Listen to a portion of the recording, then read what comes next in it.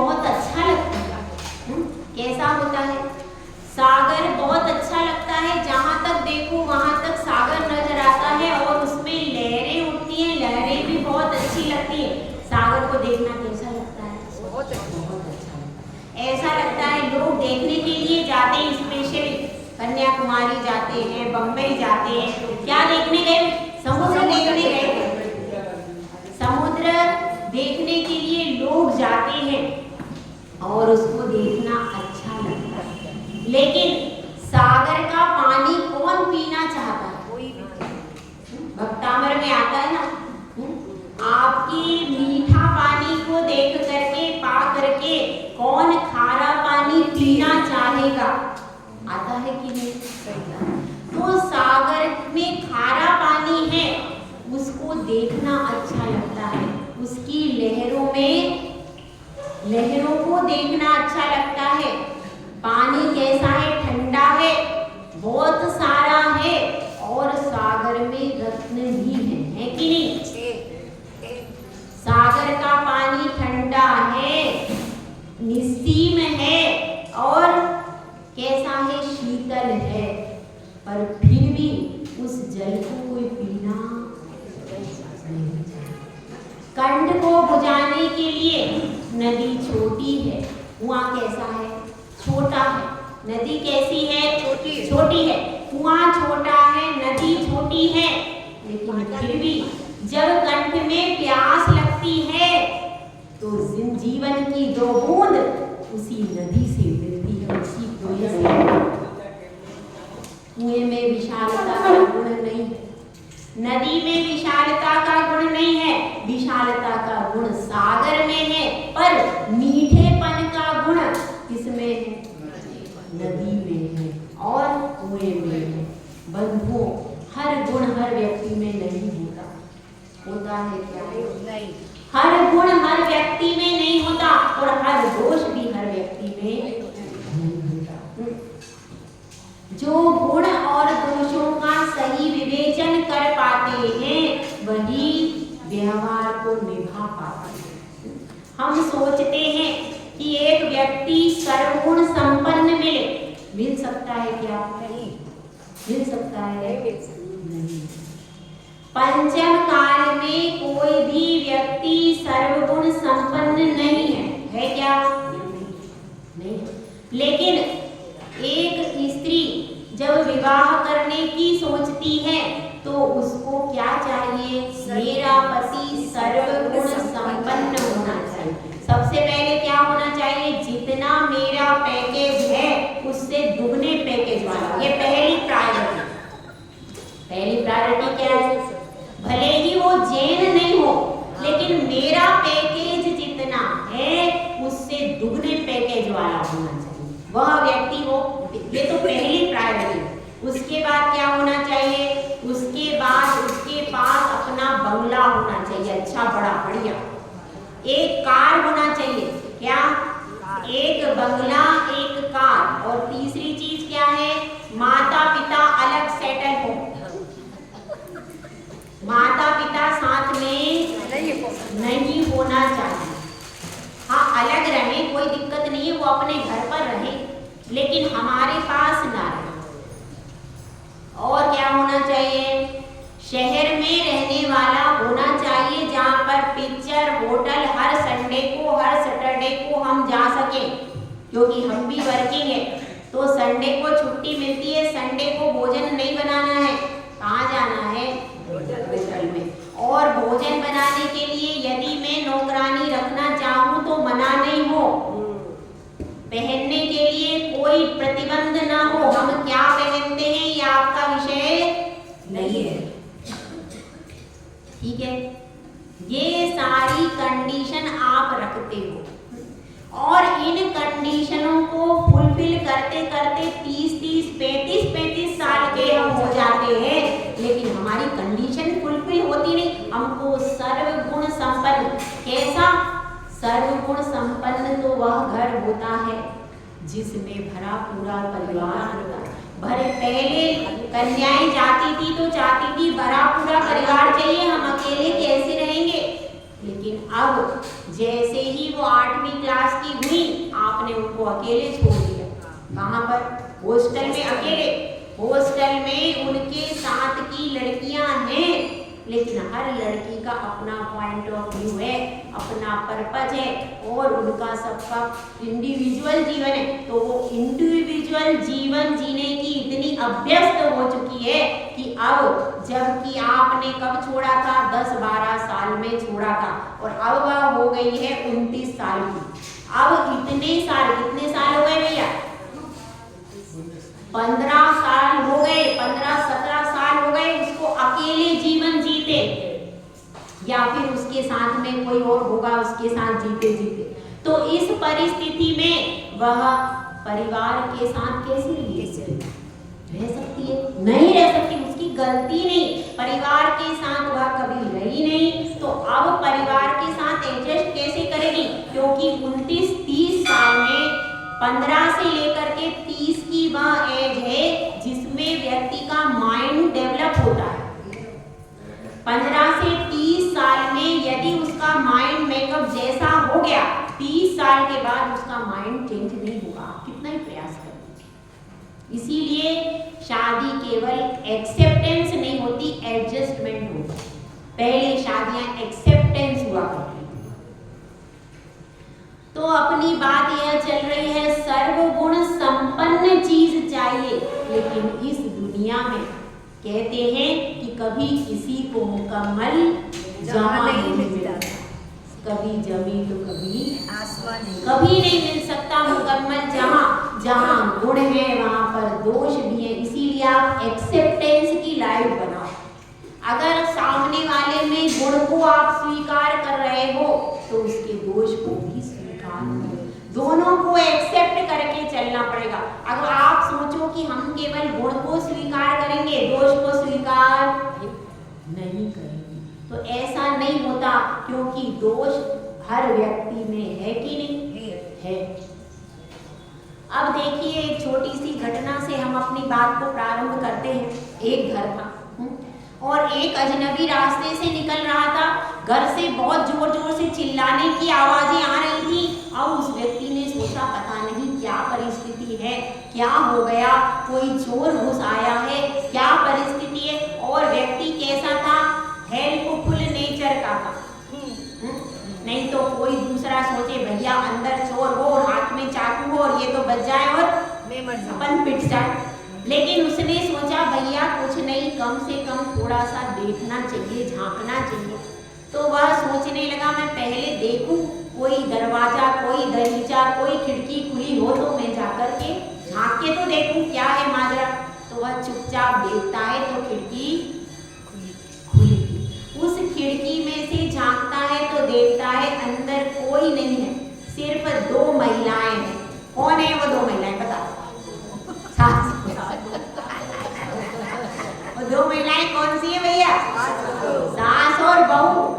और दोनों इतनी जोर जोर से चिल्ला रही हैं, इतनी जोर जोर से लड़ रही हैं कि क्या लग रहा है कि पता नहीं इन दोनों पर कौन सी विपत्ति आ रही। अब उसने देखा, उसने कहा चलो अच्छा है, कोई दिक्कत वाली बात नहीं है, ये तो ये लड़ेगी, नहीं लड़ेगी तो सास बहू कैसे कहलाएंगी। पर फिर भी थोड़ा सा क्या करना चाहिए, थोड़ा सा शांत करना चाहिए। सब लोग सुनेंगे तो घर परिवार की बदनामी होती है। तो इसलिए वह बीच में बोलता है माता, तो सास को सुनाई देता है और तुरंत सावधान होते। हम कब सावधान होते? जब कोई बाहर का व्यक्ति आ जाए तो दोनों चुप हो जाती।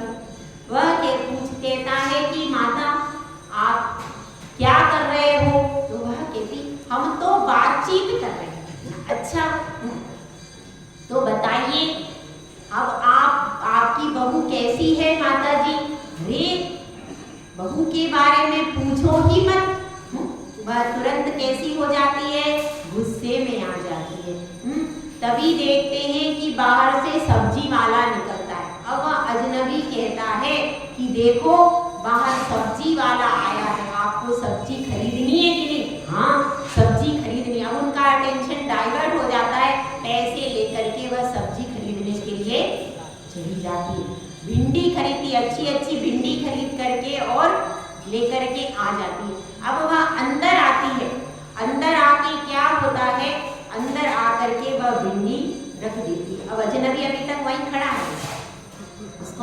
आपका सल्तानत। तो वह कहता है कि माता जी देखो आपने क्या किया माँ जी, कैसी भिंडी खरीदी। उसने कहा ठीक तो है, जो खराब भिंडी थी उसको अलग कर दिया, अच्छी भिंडी को उसमें से निकाल लिया। ऐसे ही तो सब्जी खरीदी जाती, अरे हम सड़ी गली सब्जी थोड़ी खाएंगे। उसने कहा ठीक है माँ जी आपने बिल्कुल सही किया, लेकिन देखिए आपकी बहू है ना, हाँ उसमें कोई तो अच्छाई होगी। अरे बहुत अच्छाई है, इतना अच्छा भोजन बनाती है, इतना अच्छा भोजन बनाती है, और क्या करती है, और घर की साफ सफाई भी बहुत अच्छी करती है। और कैसी है, मेरी बहू शीलवान है, उसके शील में कोई दोष नहीं है। और कैसी है कि ना थोड़ी सी काली है पर कट सकती है क्या, थोड़ी सी काली है पर हाइट अच्छी है और कट सकती है। तो इतने गुण तो है ना उसमें।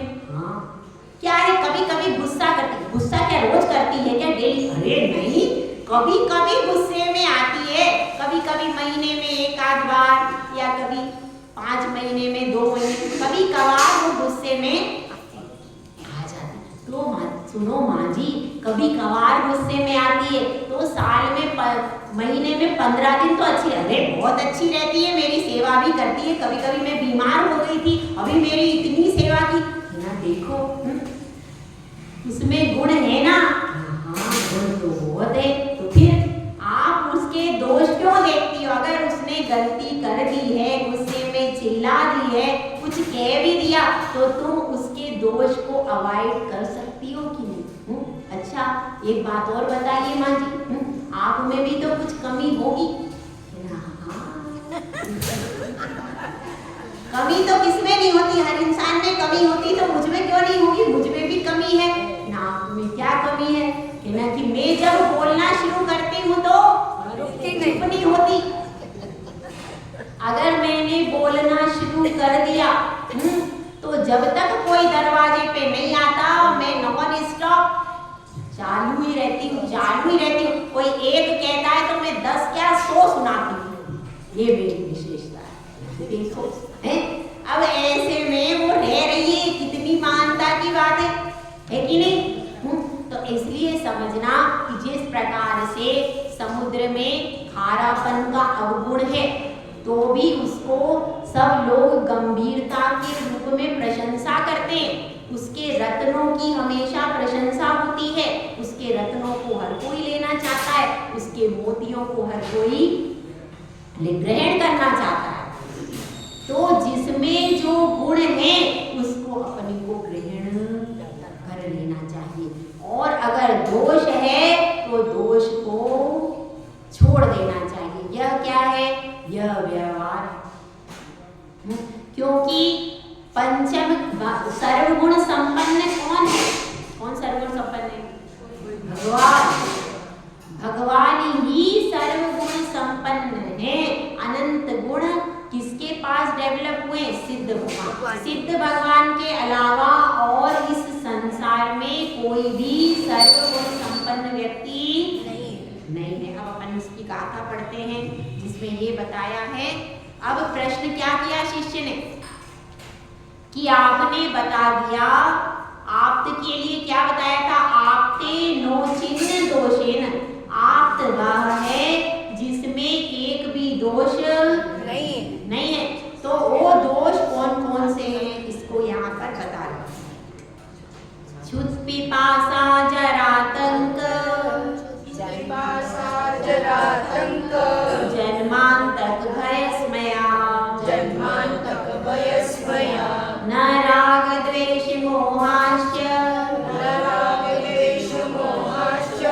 यस्याप्ता स प्रतीक्यते।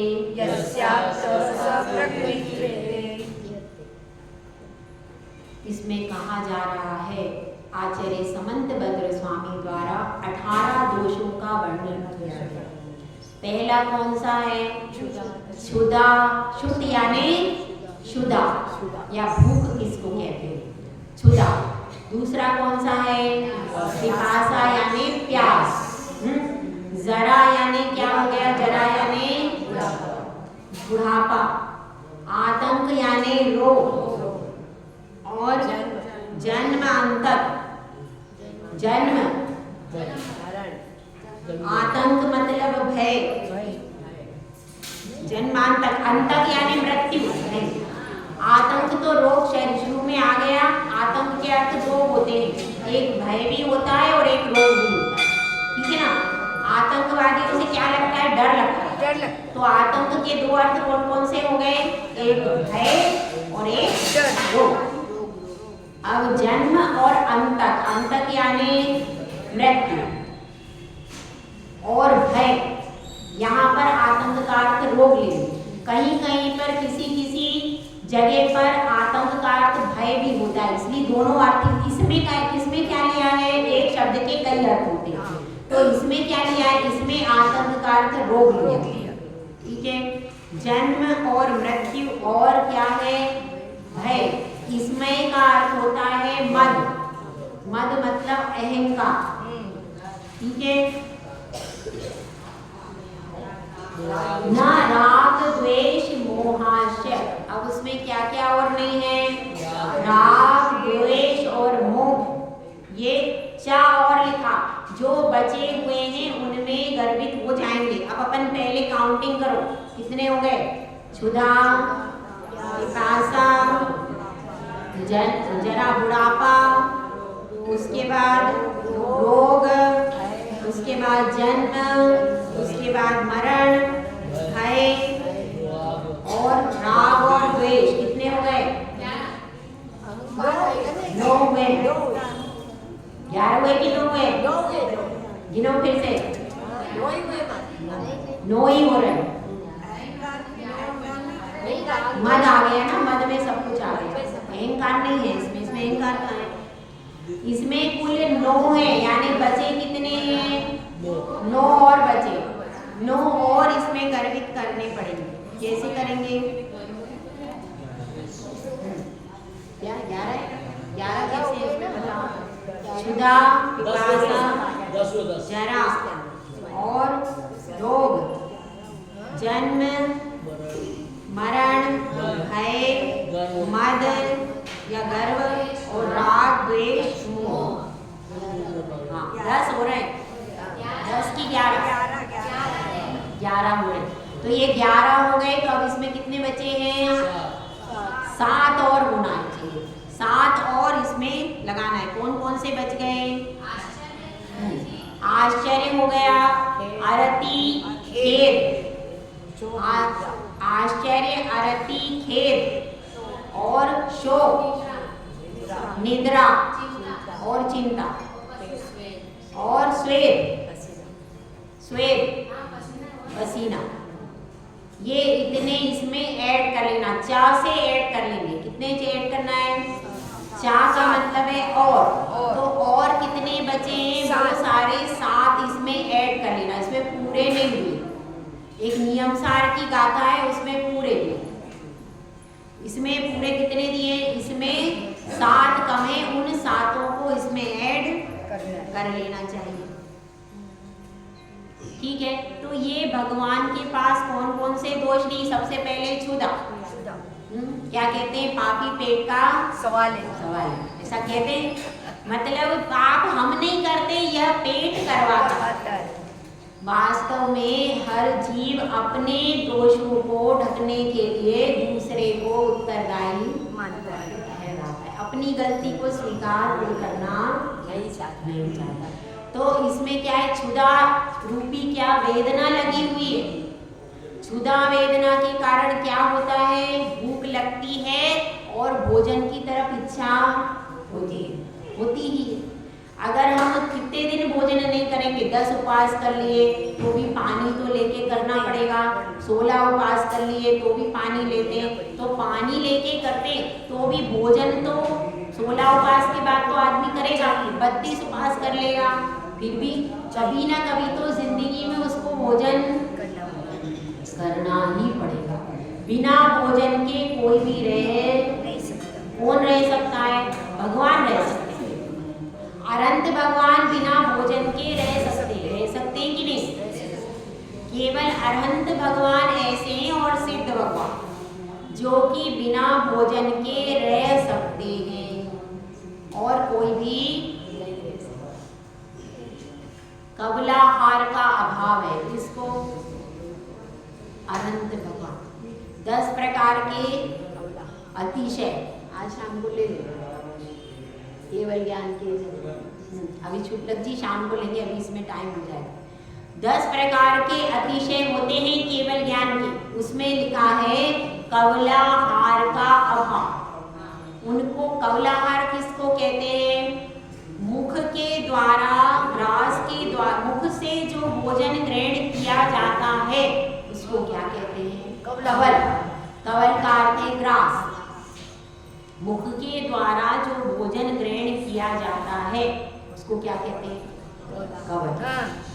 कवल या ग्रास। तो कवलाहार का भगवान को कवलाहार की आवश्यकता है क्या? वो कौन सा आहार करते हैं? हाँ भैया बताओ साधना जी, भगवान कौन सा आहार करते हैं? भगवान आहार करते हैं। मैं सिद्ध करूंगी, आप बताते जाओ। हाँ कौन सा करते हैं? हाँ भगवान कौन सा आहार करते हैं? अनंत भगवान की बात चल रही है। सिद्ध तो कोई भी नहीं करते। सिद्ध तो बिल्कुल शुद्ध अंशन स्वभावी आत्मा है, वो उनका तो शरीर ही नहीं है। लेकिन अनंत भगवान आहार करते हैं। कौन सा आहार करते हैं ये बताओ। हाँ कौन सा करते हैं आप बताओ। नहीं आता? हाँ संगीता जी बताओ ना। अनंत भगवान आहार तो करते हैं, कौन सा करते हैं? हाँ देखो याद आ जाता है आपको। अच्छा है, आपका दिमाग तो अच्छा है। टाइम पे लाइट जल गई, देर से जली, थोड़ी ट्यूबलाइट है, कोई बात नहीं। नो कर्माहार। देखिए आहार के प्रकार लिख लीजिए। पहला लिख लीजिए कवलाहार। लिखिए पहला क्या लिखेंगे? कवलाहार। कवलाहार। दूसरा है नो कर्माहार। नो कर्माहार। नो कर्माहार। तीसरा कौन सा है? कर्माहार। फिर ओजाहार। ओजस नहीं है, ओजाहार है। ओजाहार।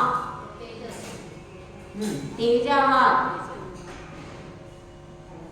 और लेपाहार। लेपाहार और मानसाहार। मानसिक आहार। वो मनसा बोलते हैं तो मांस मान लेते हैं। वैसे मनसाहार है वो, तो उसके लिए लोग मांसाहार लिख लेते हैं। इसलिए क्या है? मानसिक आहार। मानसिक आहार। ठीक है। 7 हुए। नहीं 6 7 हुए। 7 हो गए। 6 होते हैं। ओजाहार और तेजाहार एक ही है। ओजाहार और तेजाहार एक ही है। ठीक है, ओजाहार तेजाहार एक ही बताया था। ये 6 आहार कुल होते। ठीक है, तो ये 6 प्रकार के आहार में कौन कौन करता है? सबसे पहले बताइए। हाँ कौन कौन करता है? कौन सा? हाँ मानसिक आहार देव करते। मानसिक आहार जहाँ लिखा है उसके सामने लिख दीजिए देव। कवलाहार मनुष्य और त्रियंच करते। कौन सा? नो कर्माहार। अभी उसको बताएंगे। नो कर्माहार मुख्य रूप से बात चल रही, मुख्य रूप से अनंत करते हैं नो कर्माहार। और नो कर्माहार कौन करता है? हम भी करते। नो कर्माहार, कर्माहार और कवलाहार ये 3 आहार मनुष्य और त्रियंचों को होते। तीनों होते हैं। कौन कौन से? नो कर्माहार, कर्माहार और कवलाहार। किसको? मनुष्य और त्रियंचों को। देवों को कौन से होते हैं? केवल मानसिक आहार। और किसका है? ओजाहार कौन करता है? ओजाहार तेजाहार पक्षी के जो अंडे हो जाते हैं तो अंडे के ऊपर उसको गर्मी देती है कौन? चिड़िया। तो वह क्या होता है? ओजाहार। और लेपाहार करते हैं एकेंद्रिय जीव। अब इसको थोड़ा सा समझ, पहले आप लिख लो, फिर बाद में समझाऊंगी। लेपाहार कौन करता है? बर्ड्स। एकेंद्रिय। बर्ड्स नहीं करती है। ट्री करता है, ट्री करता है, ट्री। थोड़ी सी इंग्लिश आती है मुझको। पूरा इंग्लिश में लिखना है महाराज। नहीं नहीं अच्छा है ना, तो अच्छा है। नहीं नहीं कोई बात नहीं, लिखना चाहिए। माता जी औजार मैं अब सबको बता रही हूँ कैसे कैसे होता है। पहला हार कौन सा लिखा? कबला। कबला हार। सबको कबला हार की परिभाषा क्या है? जो मुख से ग्रास के माध्यम से ग्रहण करते हैं उसको क्या कहते हैं? कबला हार। ये अपने को दिखता है, चिड़िया भी मुंह से खा रही है, शेर भी मुंह से खाता है, गधा भी, सब जानवर और मनुष्य काय से खाते हैं? मुख से खाते। तो उसको जो मुख के माध्यम से ग्रहण किया जा रहा है कवल के द्वारा, उसको क्या कहते हैं? कबला। दूसरी चीज को दूसरा हार कौन सा लिखा? नो कर्मा। नो कर्मा का अर्थ ये है कि हमारे शरीर में ही कुछ ऐसी पुद्गल वर्गणाएं हैं, अगर हम भोजन ना करें तो शरीर स्वयं उनको ग्रहण करके वैसा का वैसा बना है। कुछ महाराज भी ऐसे हैं जो कि उपास करते हैं और लंबे समय तक उपास करने के बाद भी उनकी बॉडी में कोई फर्क नहीं पड़ता। उनकी बॉडी को तो, शरीर को तो चाहिए अंदर से प्रोडक्शन के लिए, मगर उनके शरीर से ही उसने अपना पानी आदि ले लिया, पानी आदि अंदर से ही ग्रहण कर लिया, बाहर से ग्रहण करने की जरूरत नहीं होती। अंदर ही वो अपना ठोस है, अंदर ही जो पानी है उसी पानी से वह 5-5 दिन उपास रह जाता। कैसे कि शरीर में 3 शरीर 6 पर्याप्ति के योग्य जो पुद्गल वर्गणा है वह अंदर के अंदर वो लोग ग्रहण करते हैं। अनंत भगवान का भी ऐसे ही सिस्टम है। केवल ज्ञान होने के बाद उनकी बॉडी का सर्कुलेशन कैसे चलता है? उनकी बॉडी के सर्कुलेशन के लिए वे अंदर ही बॉडी सारा ग्रहण करती रहती। अंदर की बॉडी इतनी पावरफुल है कि बाहर से ग्रहण करने की जरूरत नहीं। अनंत शक्ति है उनके पास। किसके पास? अनंत भगवान के पास अनंत शक्ति है। और शक्ति शरीर भी परमोदारिक शरीर है, विशेष पावरफुल शरीर है वो।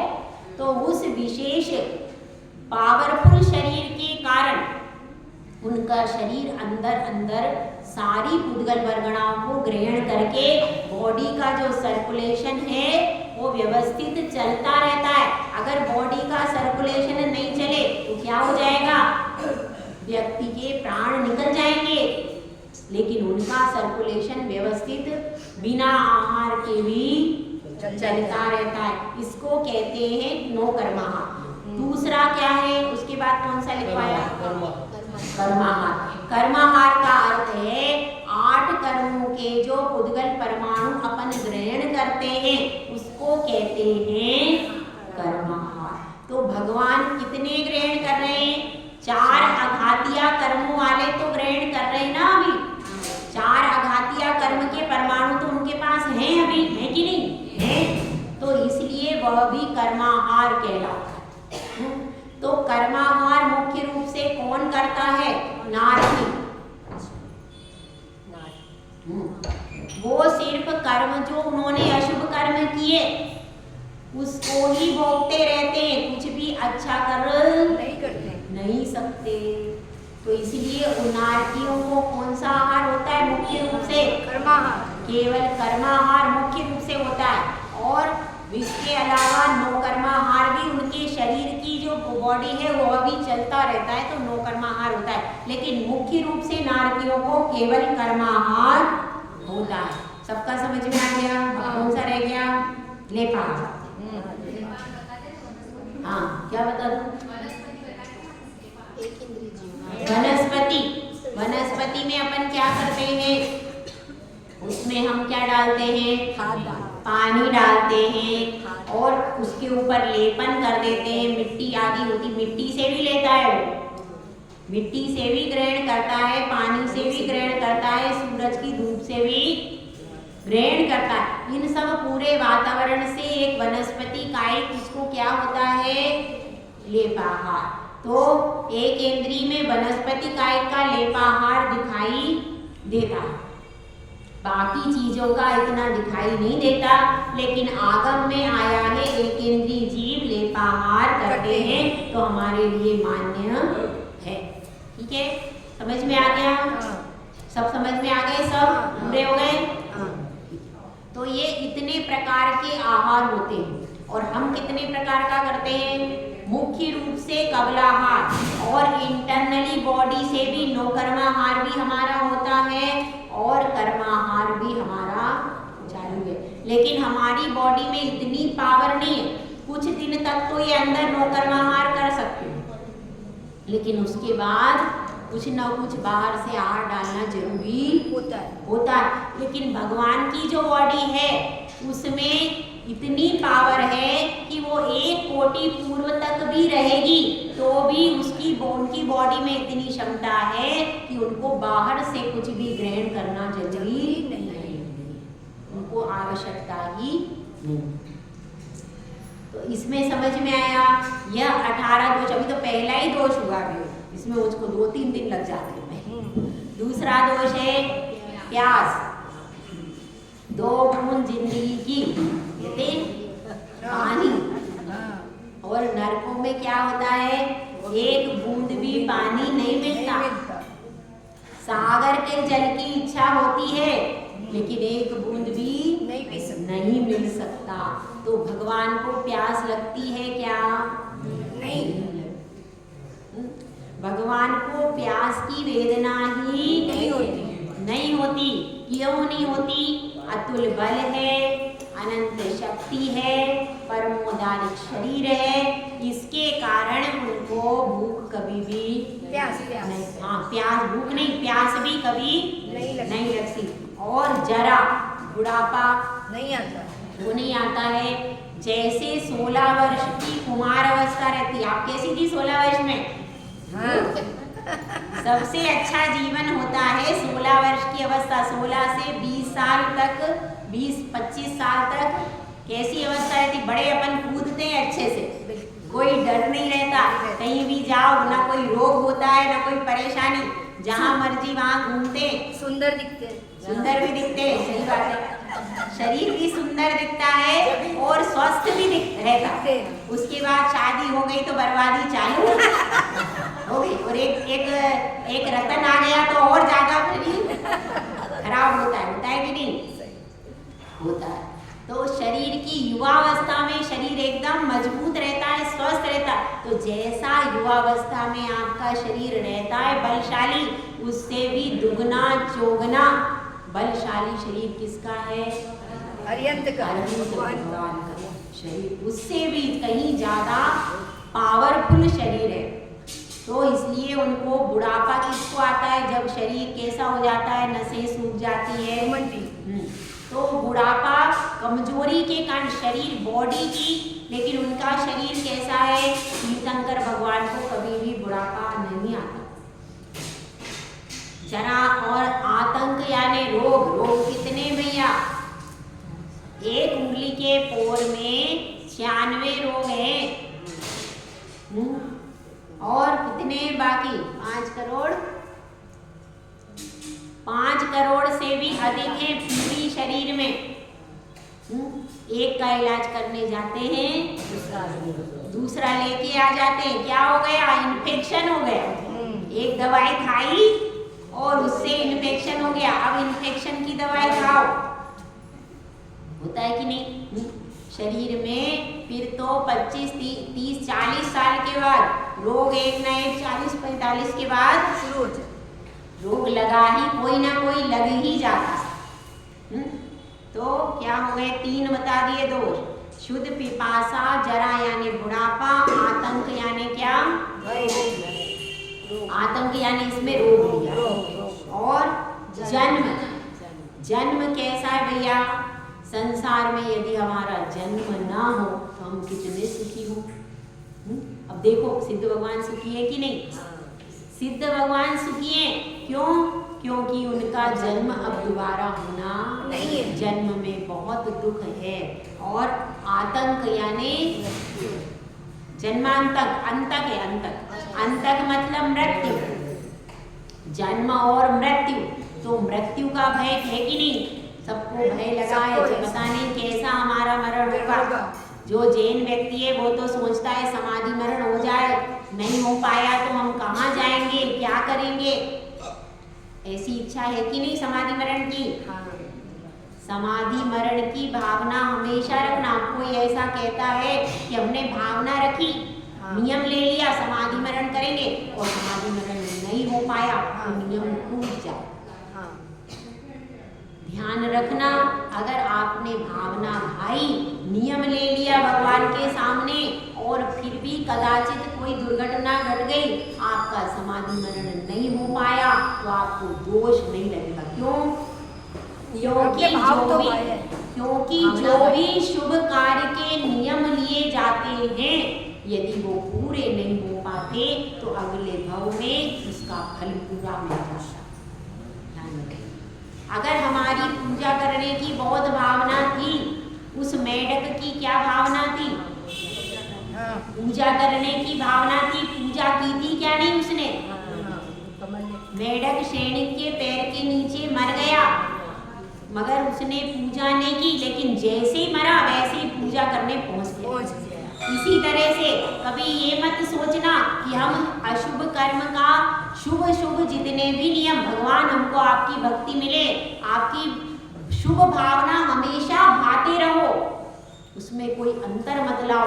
इस शुभ भावना से यदि अभी शुभ भावना नहीं पूरी हुई तो अगले भव में पूरी हो जाएगी, और अगर भोगों की भावना भाएंगे तो दुर्गति हो जाएगी। तो अभी इसमें और भी नीचे का हो या पूरा ही कर देते।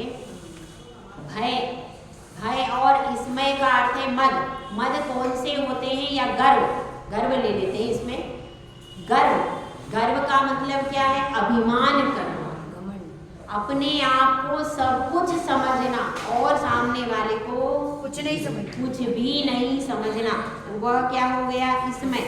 और ना राग द्वेष, राग द्वेष नहीं होता है, और मोह भी भगवान को नहीं होता है, और आश्चर्य नहीं होता किसी भी प्रकार का, क्योंकि तीनों लोक के तीन सब काल की समस्त पर्याय भगवान के ज्ञान में झलक रही, तो आश्चर्य किस पर करेंगे? नहीं कर सकते। और क्या नहीं होता? खेद भी नहीं होता, क्योंकि दुख का कोई कारण नहीं, अनंत सुख के स्वामी हैं तो खेद और शोक क्यों होंगे?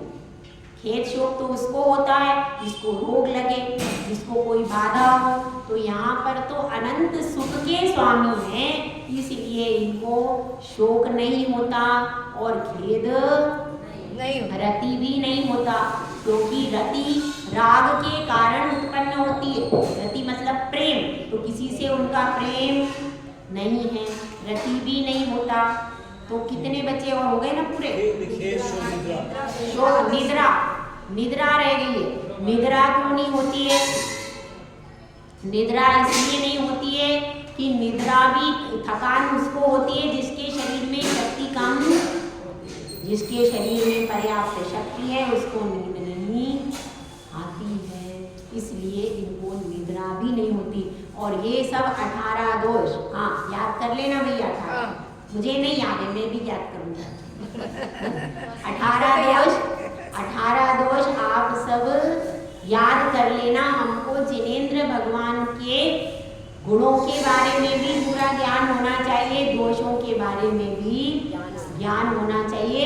और ये सोचो इस संसार में सबके पास दोष है, केवल निर्दोष अगर कोई है तो अनंत भगवान निर्दोष हैं। हम सब दोष और गुण की विवेचना करके गुणों को ग्रहण करें और दोषों का विसर्जन करें। जय बोलो आज जय सुंदर सागर विषाद मतलब दुख है, दुख, विषाद और खेद एक अर्थ वाच्य।